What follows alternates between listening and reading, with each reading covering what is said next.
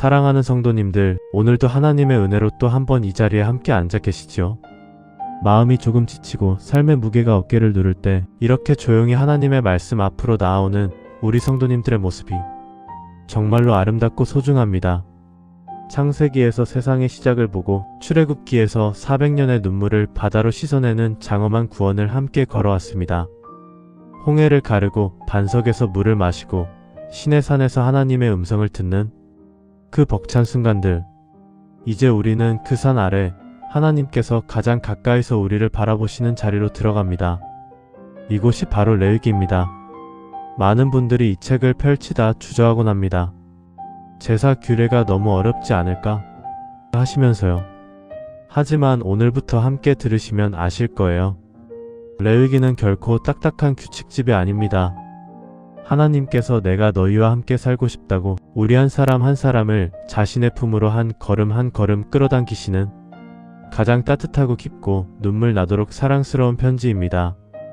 거룩하신 하나님과 우리가 어떻게 가까워질 수 있는지, 죄 많은 우리를 어떻게 용서하시고 매일의 삶 속에서 어떻게 하나님과 진짜 동행할 수 있는지 그 모든 비밀을 하나씩 열어가는 시간입니다. 이제부터 시작되는 레위기.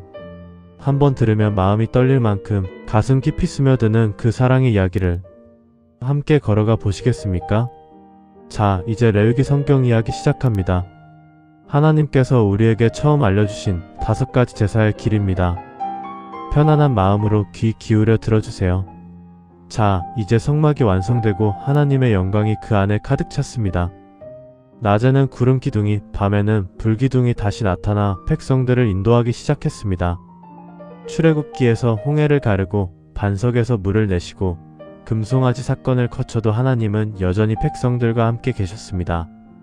그러나 이제 하나님께서는 백성들에게 단순히 나를 따라다니는 것이 아니라 나와 가까이 지내는 삶을 가르쳐 주시려 하셨습니다. 그 길이 바로 제사였습니다. 모세는 성막 앞에 서서 백성들을 모았습니다. 200만 명이 넘는 사람들이 모래 위에 앉아 모세의 입을 주목했습니다.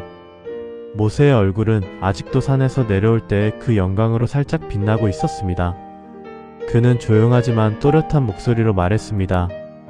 여러분, 하나님께서 성막 안 회막에서 저를 부르셨습니다. 이제부터 우리 백성이 하나님께 나아가는 길, 바로 제사의 길을 알려주셨습니다. 이 제사는 단순한 의식이 아닙니다.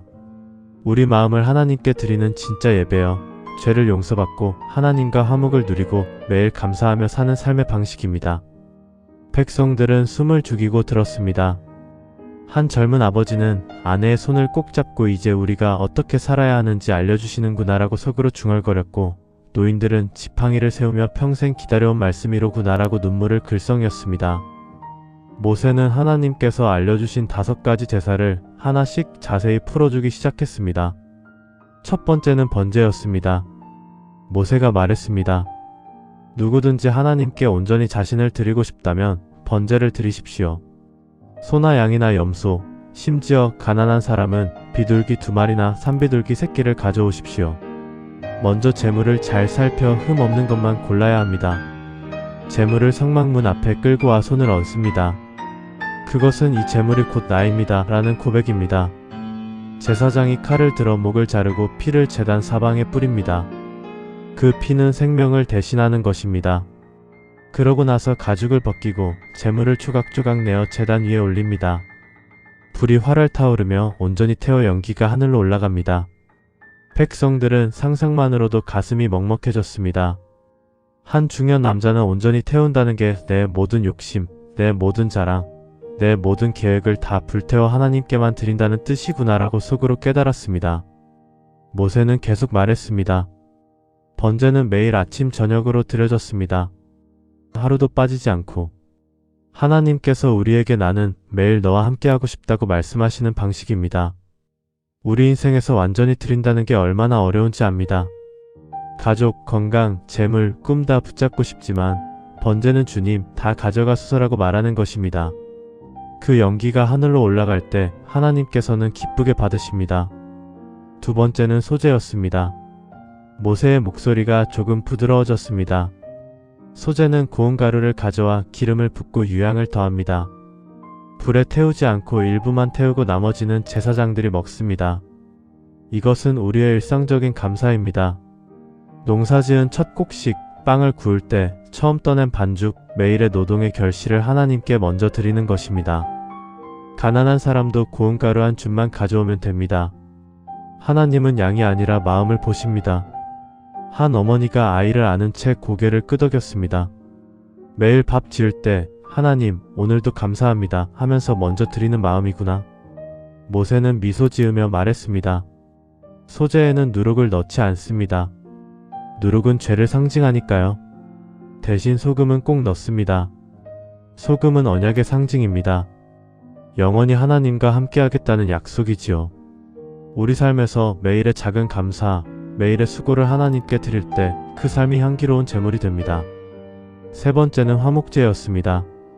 모세의 목소리에 기쁨이 스며들었습니다.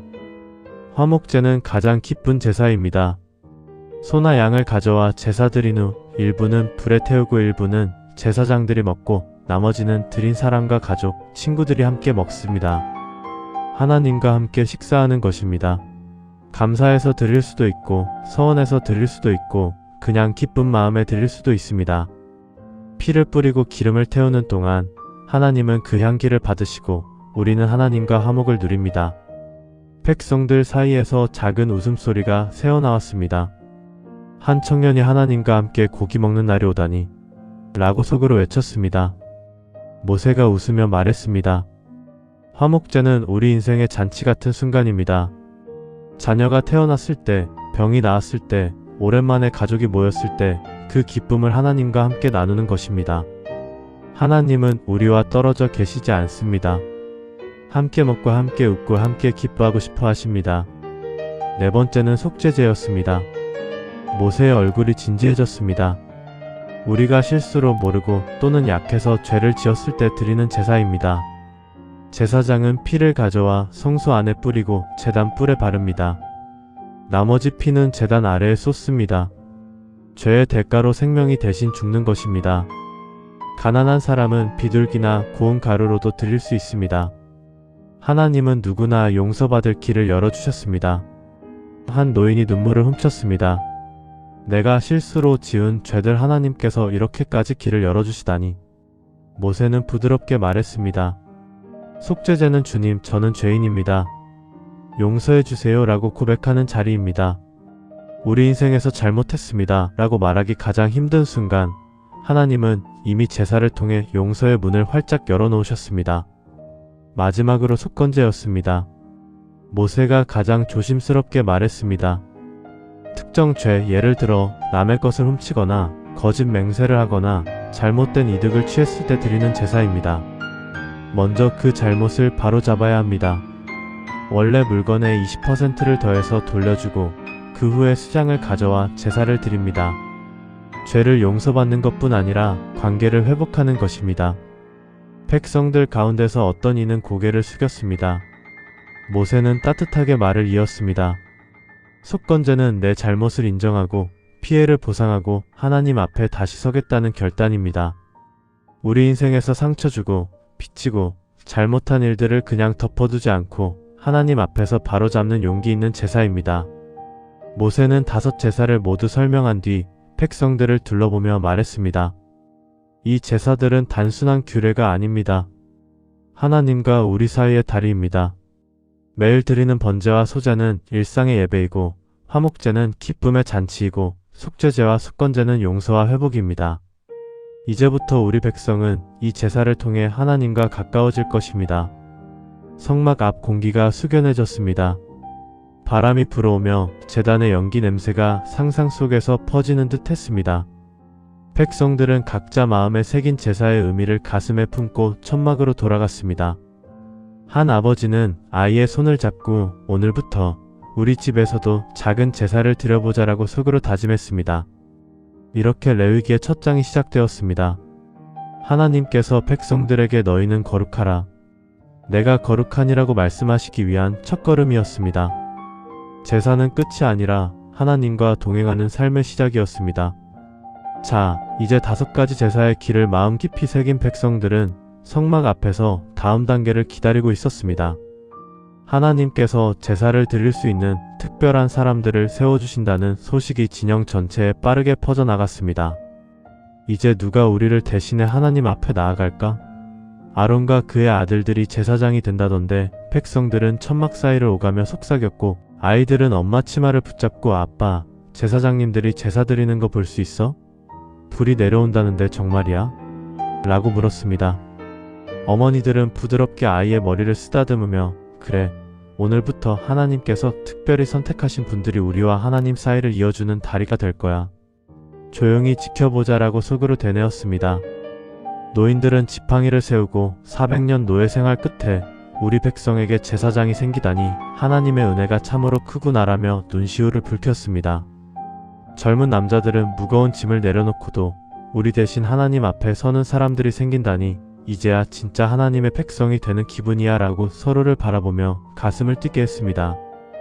모세는 성막문 앞에 서서 백성들을 모았습니다. 그의 목소리는 여전히 시내산에서 내려온 그 영광으로 부드럽게 울려 퍼졌습니다. 사랑하는 백성들이여, 하나님께서 오늘 아론과 그의 아들 나답, 아비우, 엘르아살, 이다말을 제사장으로 세우십니다. 그들은 이제 우리를 대신해 제사를 드리고 성막 안에서 하나님을 섬기며 우리 모두를 위해 중보할 것입니다. 이는 단순한 직분이 아닙니다. 하나님께서 우리와 함께 하시려는 가장 가까운 증표요, 우리를 자신의 거룩한 백성으로 삼으시려는 사랑의 표시입니다. 그날부터 7일간의 위임식이 시작되었습니다. 백성들은 멀리서 그 광경을 지켜보았습니다. 아론은 먼저 세마포로 된 흰옷을 입고 청색과 자색과 홍색 실로 아름답게 수놓은 에봇을 걸쳤습니다. 가슴에는 12지파의 이름을 새긴 보석이 박힌 흉패를 달았고 머리에는 금으로 만든 관을 쓰고 그 위에 여호와께 거룩하다는 글씨가 새겨진 금패를 붙였습니다. 아론의 아들들도 아버지와 비슷한 옷을 입었지만 조금 더 단순한 모습이었습니다. 모세는 그들에게 거룩한 기름을 부었습니다. 기름이 머리부터 수염까지, 옷자락까지 흘러내리는 모습은 정말 장엄하고 신비로웠습니다.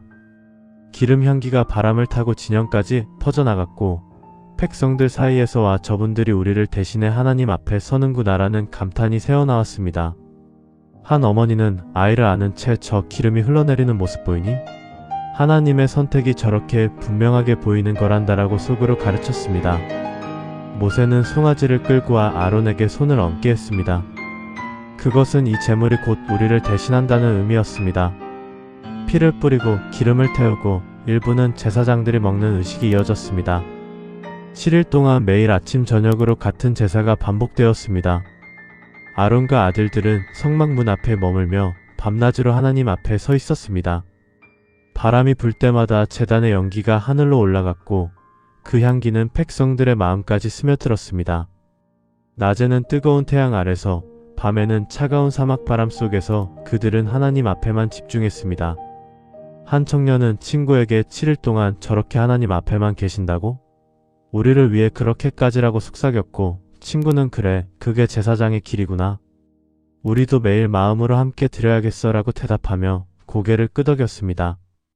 노인들은 멀리서 그 모습을 바라보며 우리 조상들이 꿈꾸던 날이로구나. 이제야 진짜 하나님의 성전이 우리 가운데 세워지는구나라고 중얼거렸습니다. 드디어 8일째 되는 날이 밝았습니다. 이날은 제사장들이 처음으로 공식적으로 제사를 드리는 날이었습니다. 백성들은 새벽부터 성막 주변에 모여들었습니다. 200만 명이 넘는 사람들이 조용히 자리를 잡고 숨을 죽였습니다.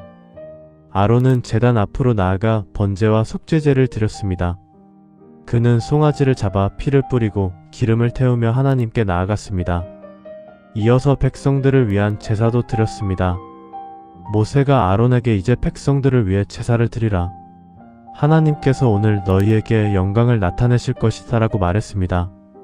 그 순간 놀라운 일이 벌어졌습니다. 성막에서 불이 솟아올랐습니다. 하나님의 불이 제단 위에 내려와 모든 재물을 태워버린 것입니다. 불꽃이 하늘을 향해 치솟고 연기가 구름처럼 피어올랐습니다. 백성들은 그 광경을 보고 일제히 엎드려 외쳤습니다. 여호와를 찬양하라. 여호와의 영광이 나타났도다. 함성이 광야를 뒤흔들었습니다. 아이들은 엄마 품에 안긴 채 손을 흔들었고 노인들은 눈물을 흘리며 하나님이 우리를 받아주셨구나. 우리를 버리지 않으셨구나 라고 외쳤습니다. 아론은 감격에 겨워 손을 들고 서 있었고 그의 아들들도 함께 하나님을 찬양했습니다. 그날 진영 전체가 기쁨의 잔치로 변했습니다. 어디선가 북소리가 울리고 노랫소리가 퍼져나갔습니다. 하나님이 우리 가운데 계시도다 하는 찬양이 사막을 가득 메웠습니다. 그러나 그 기쁨은 오래가지 않았습니다. 바로 그날 충격적인 일이 벌어졌습니다. 아론의 장남 나답과 차남 아비후가 향로를 들고 제단 앞으로 나아갔습니다. 그들은 하나님께서 명령하신 대로가 아닌 자기들 마음대로 향을 피우고 이방 불하나님께서 지정하지 않은 불을 가져왔습니다. 그들은 우리도 제사장인데 우리 방식대로 드려도 되지 않을까? 하는 생각으로 행동한 듯 했습니다. 순간 성막에서 불이 솟구쳤습니다. 하나님의 불이 그들을 집어삼킨 것입니다. 나답과 아비후는 불에 타 죽어 제단 앞에 쓰러졌습니다. 진영이 순식간에 얼어붙었습니다. 백성들은 비명을 지르며 뒤로 물러섰습니다. 저게 무슨 일이야? 나답과 아비후가. 어머니들은 아이들의 눈을 가렸고 남자들은 믿을 수 없다는 듯 눈을 크게 떴습니다. 아론은 충격으로 말문이 막혀 그 자리에 주저앉았습니다. 모세가 조용히 다가와 아론에게 말했습니다. 하나님께서 말씀하셨다. 내게 가까이 하는 자에게 내가 거룩함을 나타내리라. 온 백성 앞에서 내가 영광을 얻으리라. 아론은 아무 말도 하지 못하고 고개만 숙였습니다. 모세는 레위 자손들에게 너희는 나가서 그들의 시체를 진영 밖으로 옮기라. 그러나 그들의 옷은 벗기지 말라라고 명령했습니다. 그날 밤 진영은 조용했습니다. 웃음소리는 사라지고 오직 한숨과 눈물만이 흘렀습니다. 한 젊은 제사장 후보가 친구에게 하나님은 거룩하시구나. 우리 마음대로 드리면 안 되는구나. 조금이라도 어기면 이렇게 되는구나 라고 속삭였습니다. 모세는 백성들 앞에 다시 서서 말했습니다. 오늘 일은 우리 모두에게 경고입니다. 제사장은 하나님의 말씀을 정확히 지켜야 합니다. 조금이라도 어기면 안 됩니다. 그러나 하나님은 여전히 우리와 함께 계십니다. 이 비극을 통해 우리는 더 깊이 하나님의 거룩함을 배우게 되었습니다. 아론은 슬픔 속에서도 제사장으로서의 사명을 이어갔고 그의 남은 아들 엘르아살과 이다말은 아버지를 도와 성막을 섬겼습니다. 백성들은 그날의 기쁨과 충격을 동시에 가슴에 새겼습니다. 제사장은 하나님과 백성 사이의 다리이지만 동시에 가장 조심스러운 자리라는 것을 깨달았습니다. 자, 이제 제사장이 세워지고 하나님의 불이 제단 위에 내려와 모든 재물을 태워버린 그 장엄한 순간이 지나간 뒤 백성들은 다시 성막 앞에 모였습니다. 기쁨과 충격이 뒤섞인 마음으로 앉아있는 200만 명의 얼굴에는 아직도 어제의 함성과 비명이 생생하게 남아있었습니다. 바람이 불 때마다 제단의 재 냄새가 진영 전체에 은은하게 퍼졌고 아이들은 엄마 무릎에 기대어 엄마, 오늘은 또 무슨 말씀을 해주실까? 제사장님들이 또 불을 내리실까? 라고 속삭였습니다. 젊은 아버지들은 아내의 손을 꼭 잡고 제사장이 세워졌는데 이제 우리가 어떻게 살아야 하는 거지? 매일 하나님 앞에 어떻게 나아가야 할까? 라고 조용히 물었고 노인들은 지팡이를 세우며 하나님께서 우리를 이렇게까지 가까이 불러주시다니 이제 진짜 거룩한 삶을 배워야 하는구나. 400년 노예 생활 끝에 이런 날이 오다니라고 중얼거렸습니다. 젊은 남자들은 무거운 짐을 내려놓고도 우리 대신 하나님 앞에 서는 사람들이 생겼으니 이제 우리도 매일 마음을 정결하게 해야겠구나라고 서로를 바라보며 가슴을 뛰게 했습니다. 성막 주변 공기는 숙연하면서도 기대감으로 가득 차 있었습니다. 모세는 성막문 앞에 서서 백성들을 천천히 둘러보았습니다. 그의 목소리는 여전히 부드럽지만 이번에는 더 깊고 엄숙하게 울려 퍼졌습니다. 사랑하는 백성들이여, 하나님께서 이제 우리에게 정결과 부정에 대한 법도를 알려주십니다. 이는 단순한 음식이나 병의 규칙이 아닙니다. 하나님께서 우리를 거룩한 백성으로 삼으시려는 깊은 사랑의 가르침입니다. 우리는 하나님과 가까이 살기 위해 무엇이 깨끗하고 무엇이 더러운지 분명히 알아야 합니다. 하나님은 우리를 더럽게 내버려 두지 않으시고 언제나 깨끗하게 하시려 합니다. 매일의 삶 속에서 작은 선택 하나하나가 하나님을 향한 사랑의 표현이 되는 것입니다. 백성들은 숨을 죽이고 귀를 기울였습니다. 모세는 먼저 음식법부터 아주 자세히 설명하기 시작했습니다. 물고기 중에서는 지느러미와 비늘이 있는 것만 먹을 수 있습니다. 강이나 바다에서 잡히는 생선이라도 비늘이 없으면 부정합니다. 새 중에서는 독수리, 솔개, 까마귀, 올빼미 같은 육식 조류는 먹지 마십시오. 그러나 메뚜기, 배짱이, 귀뚜라미 같은 풀을 먹는 곤충은 먹을 수 있습니다. 땅 위를 기어다니는 모든 것은 대체로 부정합니다. 육지 동물 중에서는 발굽이 갈라지고 되새김질하는 것만 먹을 수 있습니다. 소, 양, 염소는 괜찮지만 돼지는 발굽이 갈라졌어도 되새김질을 하지 않으니 부정합니다. 낙타, 토끼, 산토끼도 마찬가지입니다. 만약 이런 부정한 것을 만지면 몸이 부정해지니 옷을 빨고 저녁까지 기다려야 합니다. 한 젊은 어머니는 아이를 안은 채 고개를 끄덕였습니다. 매일 시장에서 물고기를 고를 때 이것은 하나님께서 허락하신 것인가? 하고 생각하게 되겠구나. 식탁에서 가족과 함께 밥을 먹을 때마다 하나님을 기억하게 되는 거야. 모세는 미소 지으며 말을 이었습니다. 하나님께서 이렇게 구분하신 이유는 우리로 하여금 하나님의 말씀을 따라 선택하는 삶을 살게 하시려는 것입니다. 매일 식탁에서조차 하나님을 기억하라는 뜻입니다. 이집트에서 먹던 음식들이 이제는 못 먹는 게 많아졌지만 그것은 우리를 괴롭히려는 것이 아니라 하나님의 백성답게 살게 하려는 사랑입니다. 시장에서 물건을 고를 때, 식탁에서 가족과 함께 할 때 하나님께서 기뻐하시는 것인가?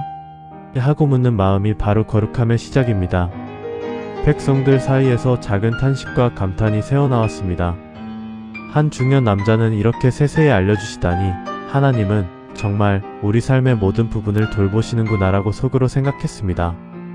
모세는 계속해서 해산 후 정결 규례를 설명했습니다. 여인이 아기를 낳으면 몸이 부정해집니다. 아들을 낳으면 7일 동안 부정하고 그 후 33일 동안은 피를 피해야 합니다. 딸을 낳으면 14일 동안 부정하고 66일 동안 피를 피해야 합니다. 그 기간이 끝나면 어린 양 한 마리와 비둘기 한 마리를 가져와 제사를 드려 정결해집니다. 가난한 사람은 비둘기 2마리로도 충분합니다. 이는 출산의 기쁨 속에서도 하나님 앞에 나아가 정결을 회복하라는 뜻입니다. 한 젊은 부부가 서로를 바라보았습니다. 곧 출산을 앞둔 아내는 남편의 손을 꼭 잡았고 남편은 우리 아이가 태어나면 이렇게 하나님께 감사 제사를 드리게 되겠구나. 출산의 기쁨도 하나님 앞에 드리는 거야 라고 속으로 다짐했습니다. 모세는 부드럽게 말을 이어갔습니다. 출산은 하나님의 큰 축복이지만 우리 육신은 여전히 약합니다. 하나님은 그 약함까지도 품어주시며 정결의 길을 열어주십니다. 아이를 낳은 어머니는 40일, 80일 동안 하나님을 생각하며 몸과 마음을 정결케 하는 시간을 갖는 것입니다. 그 기간이 끝나면 다시 성막으로 나와 하나님과 화목을 누리게 됩니다. 하나님은 어머니의 피로와 피곤까지도 아시고 특별한 시간을 주시는 것입니다. 모세의 목소리가 더욱 진지해졌습니다. 이제 나병 피부병과 부정에 대한 규례였습니다. 사람의 피부에 하얀 반점이 생기거나 털이 빠지거나 살이 부어오르면 제사장에게 나아가 진찰을 받아야 합니다. 제사장은 그 병을 자세히 살피고 7일 동안 격리시킵니다. 만약 병이 번지면 부정이라고 선언하고 옷을 찢고 머리를 풀고 부정하다, 부정하다라고 외치며 진영 밖으로 나가 살아야 합니다. 그러나 병이 나으면 다시 제사장에게 가서 정결 의식을 받습니다.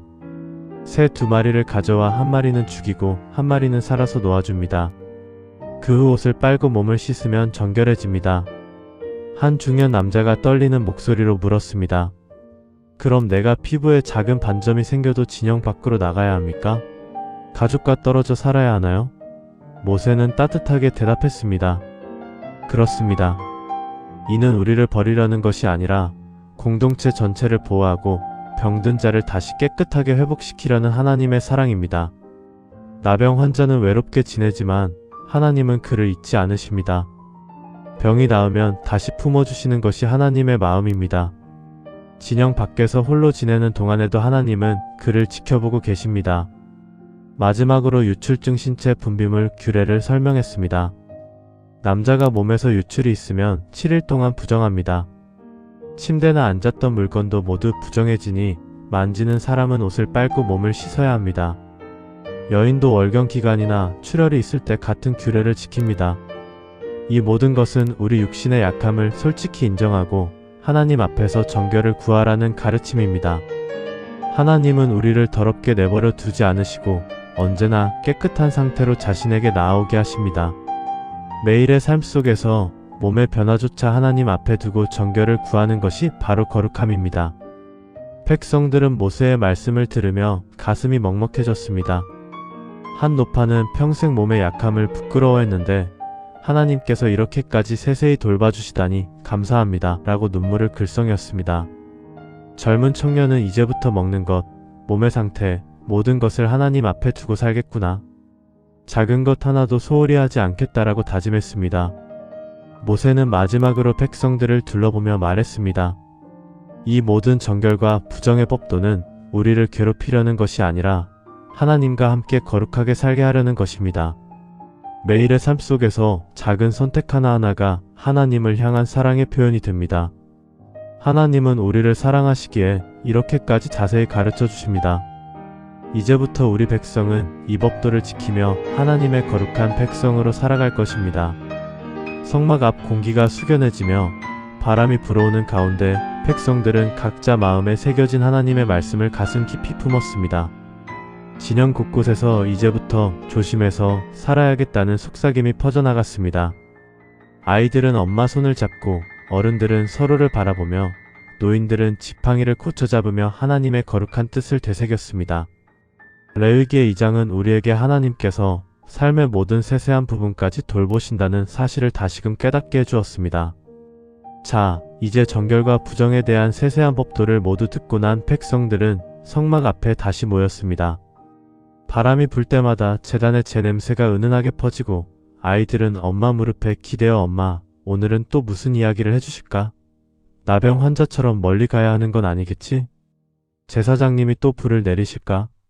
무섭지 않아? 라고 작은 목소리로 속삭였습니다. 젊은 아버지들은 아내의 손을 꼭 잡고 우리 몸의 작은 변화까지도 하나님께서 이렇게 돌보신다니 이제 정말 하나님 앞에 깨끗한 마음으로 살아야겠구나. 매일 먹는 것 하나, 몸의 상태 하나까지도 하나님을 기억해야 하는구나. 이집트에서처럼 아무거나 먹던 때가 그리워지기도 하지만 하나님의 백성답게 살아야지라고 조용히 말했습니다. 노인들은 지팡이를 세우며 하나님께서 우리 삶의 모든 구석구석을 이렇게까지 신경 쓰시다니 400년 동안 노예로 살다가 이제야 진짜 하나님의 백성이 되는 것 같구나. 우리 조상들이 꿈꾸던 날이로구나. 몸이 약해도 피부에 반점이 생겨도 하나님은 우리를 버리지 않으시는구나라고 중얼거렸습니다. 젊은 남자들은 무거운 짐을 내려놓고도 우리 대신 하나님 앞에 서는 사람들이 생겼으니 이제 우리도 매일 마음을 정결하게 해야겠구나. 작은 죄 하나도 그냥 넘길 수 없겠어. 매일 식탁에서조차 하나님을 생각해야 하는 삶이구나라고 서로를 바라보며 가슴을 뛰게 했습니다. 성막 주변 공기는 숙연하면서도 깊은 기대감으로 가득 차 있었고 200만 명이 넘는 사람들이 조용히 자리를 잡고 모세의 입을 주목했습니다. 먼지 바람이 살짝 일었지만 누구도 그걸 신경 쓰지 않았습니다. 모두가 오늘의 말씀이 어떤 새로운 길을 열어줄지 기다리고 있었습니다. 모세는 성막문 앞에 서서 백성들을 천천히 한 사람 한 사람을 바라보듯 둘러보았습니다. 그의 목소리는 오늘따라 더 깊고 더 무거우면서도 따뜻하게 울려 퍼졌습니다. 사랑하는 백성들이여, 하나님께서 이제 우리에게 가장 거룩하고 가장 중요한 날을 알려주십니다. 바로 대속죄일입니다.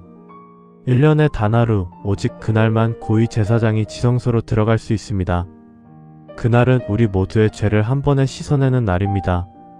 하나님께서 우리를 완전히 용서하시고 우리와 다시 화목하게 하시려는 가장 큰 사랑의 날입니다. 이 날을 통해 하나님은 나는 너희를 영원히 사랑한다. 너희 죄를 기억하지 않겠다고 선언하시는 것입니다. 매년 이 날이 오면 우리는 모든 것을 내려놓고 하나님만 바라보아야 합니다. 백성들은 숨을 죽이고 귀를 기울였습니다. 바람 소리마저 멈춘 듯 조용해졌습니다. 모세는 차분하게 그러나 한자 한자에 힘을 주어 설명을 시작했습니다. 대속죄일이 되면 고위 제사장 아론은 먼저 특별한 옷을 입습니다. 평소에 화려한 제사장 옷이 아니라 순백의 세마포 옷만 입습니다. 머리에 관도 쓰지 않고 맨발로 들어갑니다. 이는 오늘은 내가 죄인으로서 하나님 앞에 나아간다는 마음입니다.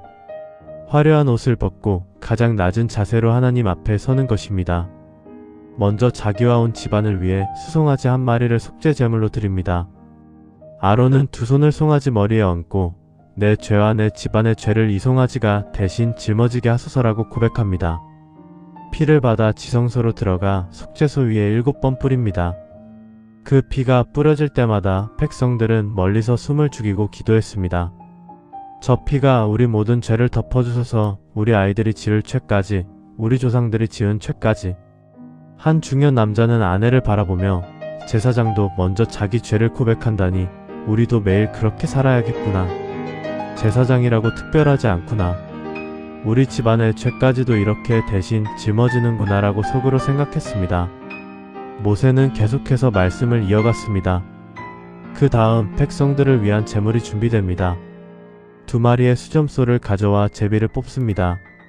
한 마리는 여호와를 위한 속죄 제물로 다른 한 마리는 속죄양으로 정합니다. 아론은 먼저 여호와의 제물을 잡아 피를 받아 지성소로 들어갑니다. 지성소는 평소에는 아무도 들어갈 수 없는 곳, 언약궤와 속죄소자비의 자리가 있는 가장 거룩한 곳입니다. 아론은 그 피를 속죄소 위에 7번 뿌립니다. 피가 뿌려질 때마다 백성들은 멀리서 숨을 죽이고 기도했습니다. 저 피가 우리 모든 죄를 덮어주소서. 우리 아이들이 지을 죄까지, 우리 조상들이 지은 죄까지. 피 냄새가 성막을 가득 채우고 연기가 하늘로 올라가는 모습을 보며 모두가 가슴을 졸였습니다. 성막 주변은 완전히 조용해졌습니다. 아이들은 엄마 품에 얼굴을 묻고 노인들은 눈을 감고 기도했습니다. 모세의 목소리가 더욱 무거워졌습니다. 그 후 아론은 속죄양 앞으로 나아갑니다. 두 손을 그 염소의 머리에 얹고 이스라엘 백성의 모든 죄와 허물과 과실을 고백합니다. 우리 백성이 지은 모든 죄, 모든 허물, 모든 과실을 이 염소가 대신 짊어지게 하소서라고요. 그러고 나서 미리 준비된 사람에게 그 염소를 끌고 광야로 보내는 것입니다. 염소는 사람의 손에 끌려가다가 결국 홀로 광야 깊숙이 들어가 사라집니다. 그 염소가 우리 모든 죄를 영원히 데리고 떠나는 것입니다. 다시는 돌아오지 않습니다. 광야 바람이 그 염소를 멀리 데려가는 모습을 상상만 해도 가슴이 먹먹해집니다. 한 젊은 어머니는 아이를 안은 채 눈물을 글썽였습니다. 우리 아이가 지을지도 모를 죄까지 그 염소가 다 데리고 가는구나. 하나님 정말 감사합니다. 아이는 엄마 품에 얼굴을 묻으며 엄마, 그 염소는 어디로 가는 거야? 다시 안 오는 거야?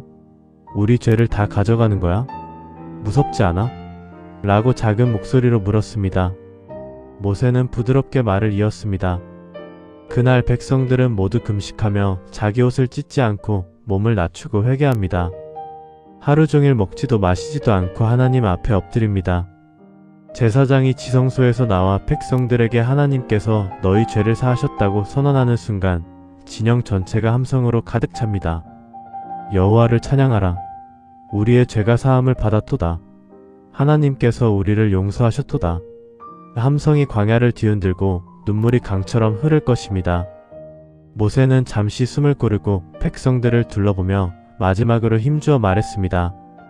대속죄일은 우리에게 영원한 교훈입니다. 우리 힘으로는 죄를 해결할 수 없습니다. 오직 하나님께서 정하신 방법, 피와 속죄양을 통해야만 용서받을 수 있습니다. 1년에 단 하루 온 백성이 한마음으로 회개하고 하나님의 용서를 경험하는 날. 이 날을 통해 하나님은 나는 너희를 영원히 사랑한다. 너희 죄를 기억하지 않겠다고 선언하시는 것입니다. 이제부터 매년 이 날을 기다리며 더 거룩하게 살아가야 합니다. 백성들은 모세의 말씀을 들으며 가슴이 벅차올랐습니다. 한 노인은 지팡이를 세우고 평생 지은 죄들이 그 한 마리 염소에 다 실려 광야로 사라진다니 하나님의 사랑이 너무 크구나. 우리를 이렇게까지 용서하시다니라고 눈물을 흘렸습니다. 젊은 청년은 이제부터 매년 대속죄일을 기다리며 살겠다. 그날만큼은 정말 진심으로 회개하고 모든 것을 내려놓겠다라고 다짐했습니다. 어머니들은 아이들을 안고 우리도 그날을 함께 기다리자. 하나님께서 우리 죄를 다 씻어주실 거야. 아이야, 너도 그날을 기억하렴이라고 속으로 약속했습니다. 진영 곳곳에서 조용한 눈물과 감사 기도가 퍼져나갔습니다. 그날 성막 앞 공기는 더없이 무겁고도 따뜻했습니다. 바람이 불어오는 가운데 백성들은 대속죄일의 깊은 의미를 가슴 깊이 새겼습니다. 하나님께서 우리를 이렇게까지 사랑하시고 이렇게까지 철저하게 용서하시려는 마음을 온몸으로 느꼈습니다. 자, 이제 대속죄일의 깊은 감동이 아직 가시지 않은 백성들은 성막 앞에 다시 모였습니다. 그날의 피 냄새와 속죄양이 광야로 사라지던 장면이 아직도 눈앞에 선명하게 남아 있었습니다. 바람이 불 때마다 제단의 재가 살짝 날리고 아이들은 엄마 무릎에 기대어 엄마, 오늘은 또 무슨 이야기를 해주실까? 그 염소처럼 우리 죄가 다 사라진 거 맞지? 이제부터는 어떻게 살아야 해? 매일 무슨 규칙을 지켜야 하는 거야? 라고 작은 목소리로 속삭였습니다. 젊은 아버지들은 아내의 손을 꼭 잡고 대속죄일의 모든 죄가 씻겨졌는데 이제는 어떻게 살아야 하나님 앞에 설 수 있을까? 매일 먹는 것, 몸의 상태까지도 신경 써야 하는데 더 깊은 길이 있는 것 같아. 우리 가정도 이웃도 모든 것이 하나님 앞에 거룩해야 하는구나라고 조용히 말했습니다. 노인들은 지팡이를 세우며 하나님께서 우리 죄를 다 용서해 주셨는데 이제는 우리가 어떻게 응답해야 하는구나. 400년 동안 노예로 살다가 이제야 진짜 하나님의 백성이 되는 때가 왔구나. 매일의 삶 자체가 제물이 되어야 하는 건가라고 중얼거렸습니다. 젊은 남자들은 무거운 짐을 내려놓고도 제사장도 피도 염소도 다 우리를 위해 있었는데 이제는 우리 삶 자체가 하나님께 드려지는 제물이 되어야 하는 건가? 작은 선택 하나하나가 하나님을 기쁘시게 할 수 있다니라고 서로를 바라보며 가슴을 뛰게 했습니다. 성막 주변은 200만 명이 넘는 사람들이 조용히 자리를 잡고 있었고 먼지 바람이 살짝 일었지만 누구도 신경 쓰지 않았습니다. 모두가 오늘의 말씀이 어떤 새로운 길을 열어줄지 마음을 다해 기다리고 있었습니다. 모세는 성막문 앞에 서서 백성들을 천천히 한 사람 한 사람을 바라보듯 둘러보았습니다. 그의 목소리는 오늘따라 더 깊고 더 뜨겁게 울려 퍼졌습니다. 사랑하는 백성들이여, 하나님께서 이제 우리에게 가장 중요한 말씀을 주십니다. 너희는 거룩하라. 내가 거룩하니라. 이것이 오늘부터 우리 삶의 중심입니다. 대속죄일의 죄를 용서받았다고 끝이 아닙니다. 이제 우리는 하나님처럼 거룩하게 살아야 합니다. 거룩하다는 것은 특별한 사람이 되는 것이 아니라 매일의 삶 속에서 하나님을 닮아가는 것입니다. 하나님께서 우리를 사랑하시기에 이렇게까지 구체적으로 가르쳐 주십니다. 이제부터 우리가 어떻게 살아야 하는지 한 걸음 한 걸음 함께 보겠습니다. 백성들은 숨을 죽이고 귀를 기울였습니다. 모세는 먼저 하나님만을 섬기는 삶부터 자세히 풀어주었습니다. 너희는 우상을 만들지 말라. 어떤 형상도 어떤 신상도 만들지 말라. 점쟁이에게 가지 말라. 무당이나 점성술사에게 묻지 말라. 하나님만이 우리 삶의 주인이시기 때문입니다. 피를 먹지 말라. 모든 짐승의 피는 생명입니다. 피는 제단에 바쳐야 합니다.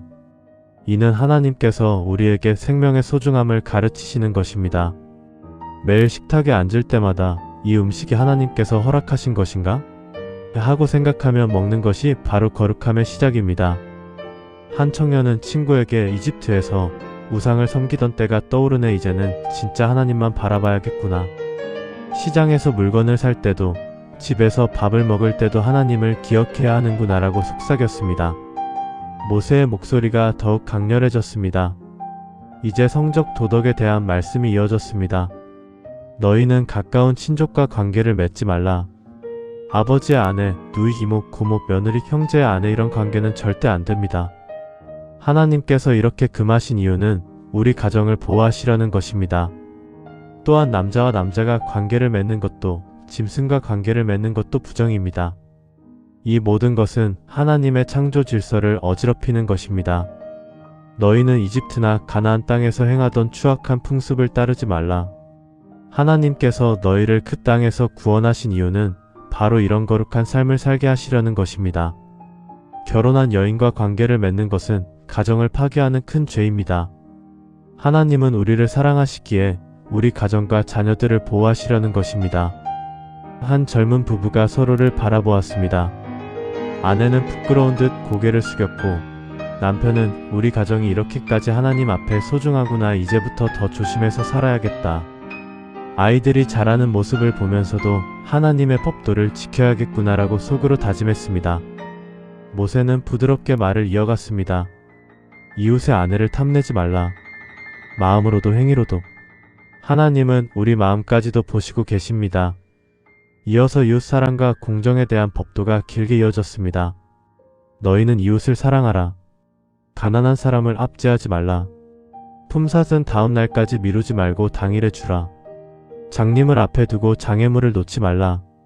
재판할 때 부자와 가난한 자를 차별하지 말라. 소문이나 거짓 증언을 퍼뜨리지 말라. 마음으로 원망하지 말고 진심으로 사랑하라. 너희가 이집트에서 종이었던 것을 기억하라. 그래서 너희는 나그네와 가난한 자를 사랑해야 합니다. 추수할 때 반 모퉁이를 다 거두지 말고 떨어진 이삭을 주우라. 포도원도 다 따지 말고 남겨두라.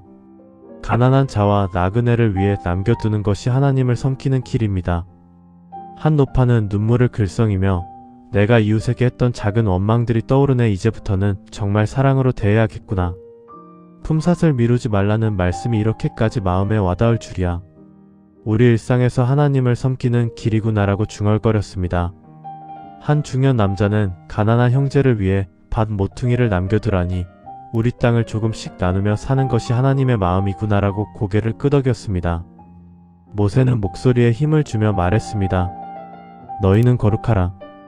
내가 거룩하니라. 이 말씀은 단순한 규칙이 아니라 하나님과 닮아가는 삶입니다. 매일 시장에서 가족과 함께할 때, 이웃을 대할 때 하나님을 기억하십시오. 모세는 절기와 안식년, 희년까지 아주 자세히 설명했습니다. 안식일은 매주 지키라. 7년마다 안식년을 지켜 땅을 쉬게 하라. 49년 후 신번째에는 희년입니다. 모든 땅이 원래 주인에게 돌아가고 모든 종이 자유롭게 됩니다. 이는 하나님께서 우리를 진짜 자유롭게 하시려는 증표입니다. 희년에는 땅을 팔지 말고 가난한 형제를 도우라. 집과 땅을 원래 주인에게 돌려주고 모든 빚을 탕감하라. 희년이 되면 자유의 해가 옵니다. 하나님께서 우리를 완전히 자유롭게 하시는 해입니다. 백성들 사이에서 감탄이 터져나왔습니다. 한 젊은 아버지는 희년이 되면 우리 땅이 다시 돌아온다고? 하나님께서 이렇게까지 우리를 생각하시다니 아이들에게도 희년을 기다리며 살게 하겠다라고 감격했습니다. 아이들은 희년에는 종이 자유가 된대. 우리도 자유야. 땅도 다시 우리 거가 된대. 라고 기뻐하며 뛰어다녔습니다. 노인들은 평생 빚에 시달렸는데 희년이 오면 모든 것이 새로워지는구나 라고 눈물을 흘렸습니다. 모세는 미소 지으며 이 모든 것이 하나님의 사랑입니다. 너희는 거룩하라. 내가 거룩하니라. 이 말씀을 가슴에 새기고 살아가십시오. 매일의 삶이 곧 하나님께 드리는 제물이 되게 하십시오라고 마무리했습니다. 백성들은 모세의 말씀을 들으며 가슴이 뜨거워졌습니다. 한 청년은 이제부터 매일 나는 거룩한가? 하고 스스로 물으며 살겠다. 작은 선택 하나하나가 하나님을 기쁘시게 하는 거구나라고 다짐했습니다. 어머니들은 아이들을 안고 우리도 하나님처럼 거룩하게 살자. 매일 식탁에서 이웃을 대할 때 모든 순간에 하나님을 기억하자라고 속으로 약속했습니다. 노인들은 하나님의 말씀이 우리 삶 전체를 감싸주시는구나. 이제 진짜 하나님의 백성으로 살아가야겠다라고 눈물을 흘렸습니다. 그날 성막 앞은 더없이 따뜻하고도 엄숙한 공기로 가득 찼습니다. 바람이 불어오는 가운데 백성들은 너희는 거룩하라는 말씀을 가슴 깊이 새겼습니다. 하나님께서 우리를 이렇게 사랑하시고 이렇게까지 구체적으로 인도하신다는 사실을 온몸으로 느꼈습니다. 이제 백성들은 매일의 삶이 곧 제사가 되는 거룩한 여정을 시작하려 하고 있었습니다. 레위기의 2장은 우리에게 하나님의 거룩함이 단순한 규칙이 아니라 사랑으로 가득한 삶의 초대라는 것을 다시금 깨닫게 해주었습니다. 자, 이제 너희는 거룩하라. 내가 거룩하니라는 말씀을 가슴 깊이 새긴 백성들은 성막 앞에 다시 모였습니다. 대속죄일의 피 냄새와 속죄양이 광야로 사라지던 장면, 거룩한 삶의 법도를 하나하나 들었던 모든 순간이 아직도 생생하게 눈앞에 남아 있었습니다. 바람이 불 때마다 제단에 재가 살짝 날리고 아이들은 엄마 무릎에 기대어 엄마, 오늘은 또 무슨 이야기를 해주실까? 그 염소처럼 우리 죄가 다 사라진 거 맞지? 이제부터는 정말 어떻게 살아야 하는 거야? 매일 무슨 규칙을 더 지켜야 해? 하나님처럼 거룩하게 사는 게 그렇게 어려운 거야? 서원이라는 건 뭐야? 라고 작은 목소리로 속삭였습니다. 젊은 아버지들은 아내의 손을 꼭 잡고 대속죄일의 모든 죄가 씻겨졌는데 이제는 우리가 어떻게 응답해야 할까? 매일 먹는 것, 몸의 상태, 이웃을 대하는 마음까지도 하나님 앞에 거룩해야 하는데 더 깊은 길이 있는 것 같아. 우리 가정도, 땅도, 모든 것이 하나님 것이라는 걸 어떻게 실천해야 할까? 서원하고 헌물 드리는 게 그렇게 중요한가? 라고 조용히 말했습니다. 노인들은 지팡이를 세우며 하나님께서 우리 죄를 다 용서해 주셨는데 이제는 우리가 어떻게 살아야 하는구나. 400년 동안 노예로 살다가 이제야 진짜 하나님의 백성이 되는 때가 왔구나. 서원도 하고 헌물도 드리고 모든 것을 하나님께 드리는 삶이구나. 평생 이렇게까지 세세히 가르침을 받을 줄이야. 우리 같은 늙은이들도 서원할 수 있는 건가? 라고 중얼거렸습니다. 젊은 남자들은 무거운 짐을 내려놓고도 제사장도 피도 염소도 거룩한 법도도 다 우리를 위해 있었는데 이제는 우리 삶 자체가 하나님께 드려지는 제물이 되어야 하는 건가? 작은 선택 하나하나가 하나님을 기쁘시게 할 수 있다니 이제부터 정말 조심해서 살아야겠어. 땅의 열의 하나를 드리는 것도 서원하는 것도 다 하나님께 드리는 거구나라고 서로를 바라보며 가슴을 뛰게 했습니다. 성막 주변은 200만 명이 넘는 사람들이 조용히 자리를 잡고 있었고 먼지 바람이 살짝 일었지만 누구도 신경 쓰지 않았습니다. 모두가 오늘의 말씀이 레위기의 마지막 장을 장식할 것임을 직감하고 마음을 다해 기다리고 있었습니다. 아이들은 엄마 치마를 붙잡고 어른들은 서로의 얼굴을 바라보며 노인들은 지팡이를 꽂혀 잡으며 긴장된 기대감을 감추지 못했습니다. 공기마저 무거우면서도 따뜻했습니다. 모세는 성막문 앞에 서서 백성들을 천천히 한 사람 한 사람을 바라보듯 둘러보았습니다. 그의 목소리는 오늘따라 더 부드럽고 더 깊고 더 따뜻하게 울려 퍼졌습니다. 사랑하는 백성들이여, 하나님께서 이제 우리에게 마지막으로 주시는 말씀이 있습니다. 바로 서원과 헌물에 대한 법도입니다. 거룩한 삶을 살기로 결심한 우리 백성이 하나님께 내 삶을 드리겠습니다 라고 약속할 때 어떻게 드리고 어떻게 지켜야 하는지 알려주십니다. 서원은 단순한 감정의 약속이 아니라 하나님 앞에 드리는 진심 어린 헌신입니다. 하나님은 우리 마음을 보시고 그 약속을 소중히 여기십니다. 이제부터 우리가 어떻게 하나님께 온전히 드릴 수 있는지 하나씩 자세히 보겠습니다. 백성들은 숨을 죽이고 귀를 기울였습니다. 모세는 먼저 사람을 서원하는 경우부터 아주 자세히 설명했습니다. 누군가 내 자신을 하나님께 드리겠습니다 라고 서원하면 그 사람의 가치를 정합니다. 20세에서 60세 남자는 50세겔, 여자는 30세겔 정도의 값으로 정해집니다. 5세에서 20세 남자는 20세겔, 여자는 10세겔, 한개월에서 5세까지는 남자 5세겔, 여자 3세겔, 60세 이상은 남자 15세겔, 여자 10세겔입니다. 가난한 사람은 제사장이 그 사람의 형편에 맞게 값을 낮춰줍니다. 이는 하나님께서 우리 각자를 소중히 여기시기 때문입니다. 나이, 성별, 형편을 다 아시고 우리를 있는 그대로 받아주십니다. 서원한 사람을 대신해 값을 드리면 하나님께 온전히 드린 것이 됩니다. 만약 서원한 후에 후회되면 제사장이 정한 값의 5분의 1을 더해서 속량할 수도 있습니다.